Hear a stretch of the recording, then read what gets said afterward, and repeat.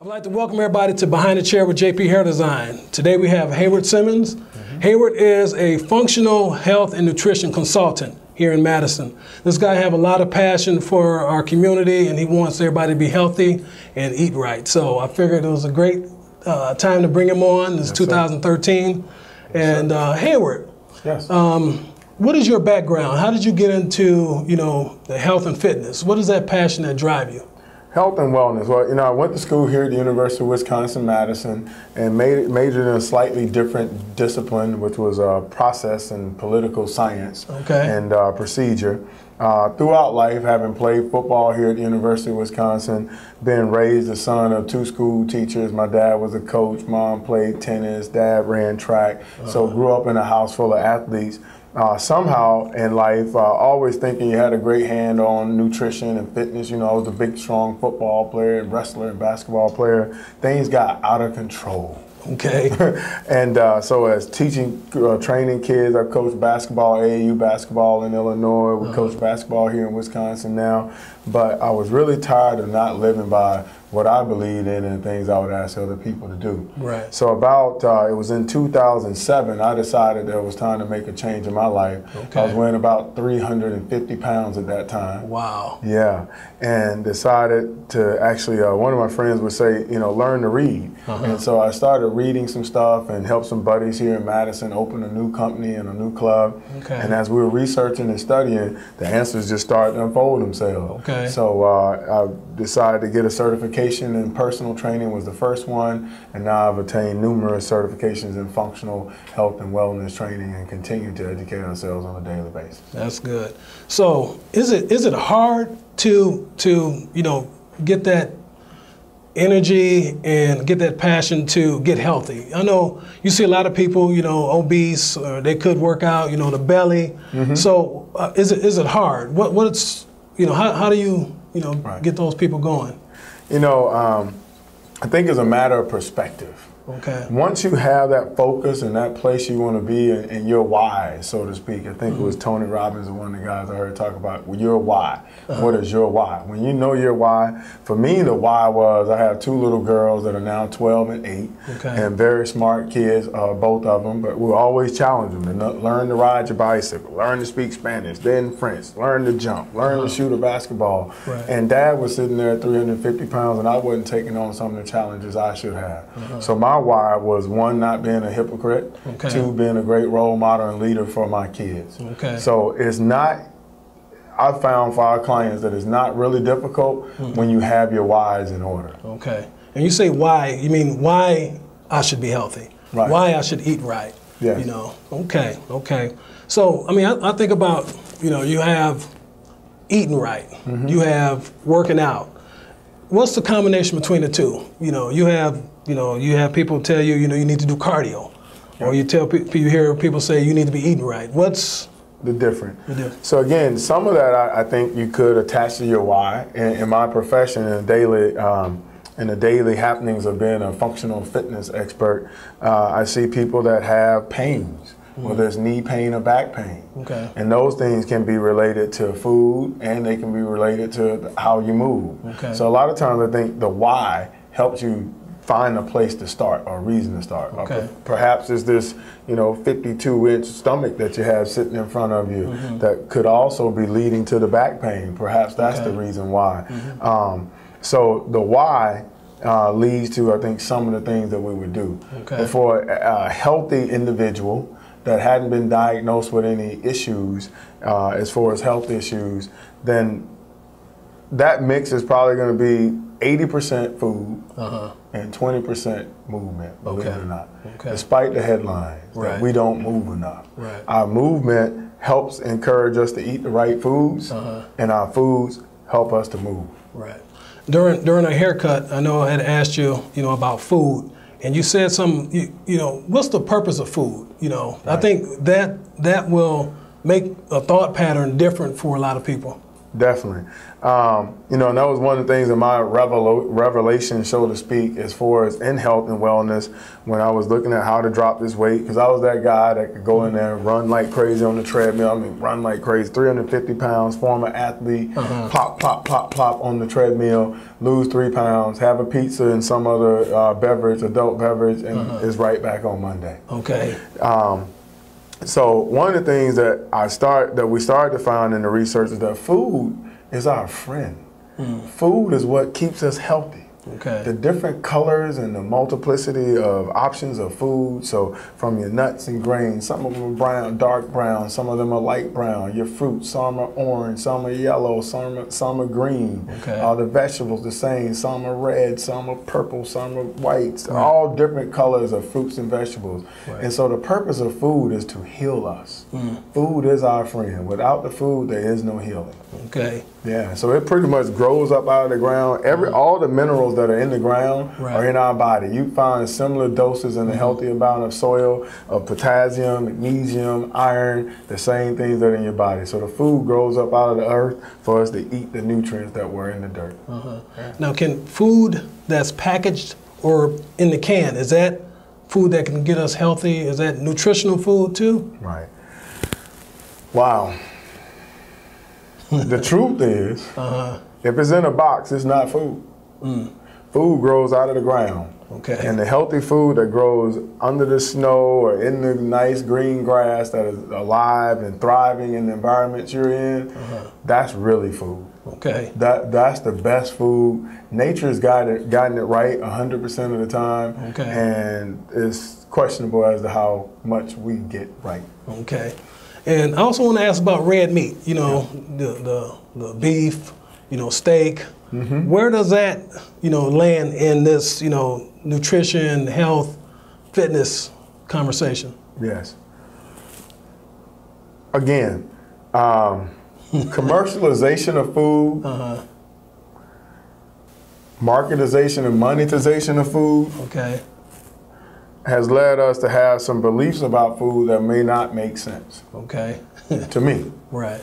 You can still catch Coach Wood somewhere having a burger sometime, but it's sheerly from a cultural and habitual thing than the belief that it's healthy or an essential part of our health and nutrition and well-being. Right. So meat, if you look at the other animals or mammals that eat meat similar to what we'll try to eat, steak and beef and whatever else you prefer. Right.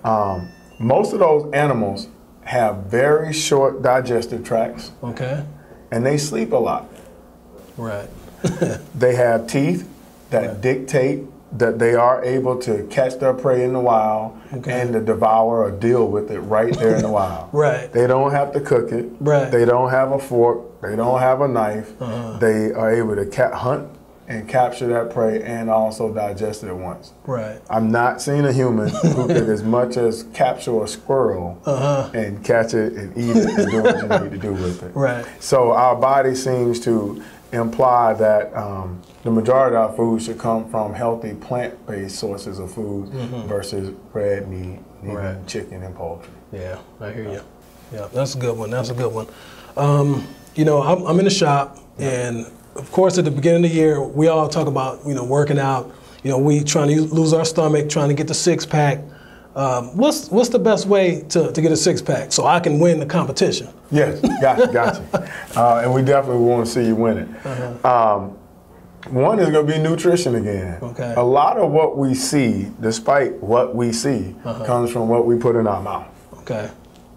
So without getting too deep into it, the body fat that we carry is a result of excess foods that have become less than healthy in our body. Okay.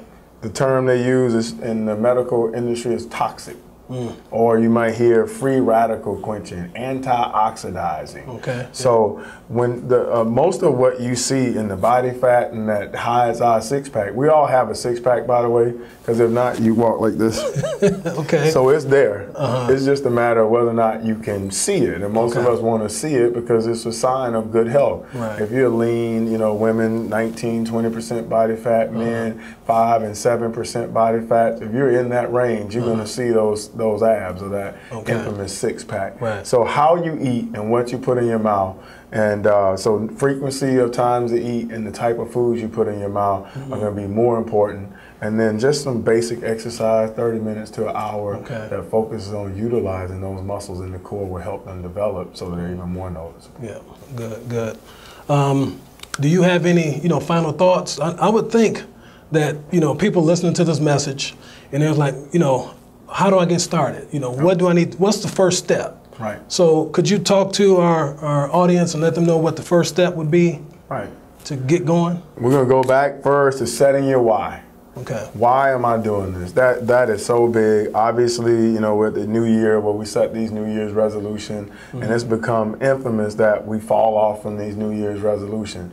There's no falling off from how much I love my daughters. Right. There's no falling off on how I'd rather, if one day life, as life we mature, when that ends, there's no falling off as to that I don't want to be a burden on my family and we want to be an asset to them. The wise ones, the elderly, are supposed to provide wisdom, not pain and torment in the last days that we spend here on earth. So one, setting that why is the why you want to do it. Two, envisioning yourself accomplishing it, believing that you can do it. Three, setting up a team that'll support you. So we haven't talked about food yet at all, because so much of it is going to be psychological as we go through this new journey, like going through barber school or going through fitness school, where you learn a lot of new stuff, and you could either say, I'm done, or I'm excited about learning and becoming the person that I want to be. And then to have that support team beside you, people who will read with you, who will study with you and understand it. So that would be the first thing, to get the bases together that I have support. Because if you're married or dating someone or single, I tell you, one of the toughest things that can ever be on you are your friends and family. Right, exactly. So to have the friends and family around you that understand it. Number 4, I think we're on, would be to monitor what you eat. Pay attention to what you eat. Long before fitness and health and wellness, there was a saying I heard: inspect what you expect. Okay. Right. So if you want, and then there was, when we were growing up, there was Mr. Goodbody and some of those, you are what you eat from your head down to your feet. So if you want to be a piece of white sliced bread, then you keep eating white sliced bread. Right. If you want to be a hamburger from your favorite fast food place that smells like that, looks like that, and drips like that, if you want to be that, then you eat that. If not, don't eat it. I like apples and oranges and kiwi and avocado, healthy, handsome, pretty fruits and vegetables. So then we start eating a little more. Once we look at what we're eating, most people don't eat enough.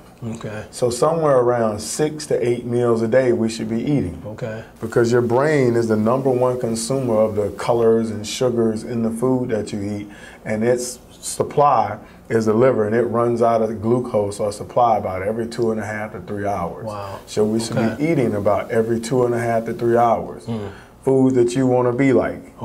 So not necessarily foods you don't want to be like, the pizza, again, those different things. And the chicken soda, wings. The chicken wings, who wants to be a chicken, who wants to be an orange soda, who wants to be a purple soda. So no, eating the food 6 to 8 times a day that you want, that you'd like to be like, healthy and energetic and crisp and alive. So 6 to 8 times a day. I think lastly, monitor your results. So we set some expectations of where I want to be. If your goal is weight loss or inches, set a goal. And if it doesn't happen, be patient. But talk to somebody, expert or professional in the field, your doctors, and find out, where is my change? I was looking to go from here to there. Here's exactly what I did, and I got the change I was looking for. I didn't get as much change as I was looking for. And to treat it like a science project and to solve the problem.